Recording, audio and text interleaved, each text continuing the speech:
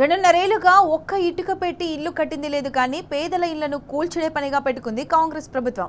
మూసీ సుందరీకరణ పేరుతో real estate దందా చేస్తున్న రేవంత్ సర్కార్ Rajendranagar, Madhu park, rich apartment ఓనర్లకు ఆర్డీఓ నోటీసులు జారీ చేశారు. మూసీ రివర్ ప్రాజెక్టు కోసం అపార్ట్మెంట్ వెంటనే ఖాళీ చేయాలని ఆదేశాలు ఇచ్చింది.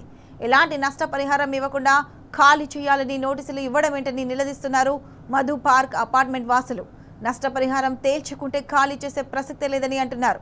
నష్టపరిహారంపై ఎలాంటి స్పష్టత ఉండదంటూ ఆర్డీఓ తేల్చి చెప్పడంతో కోర్టును ఆశ్రయించారు అపార్ట్మెంట్ వాసులు.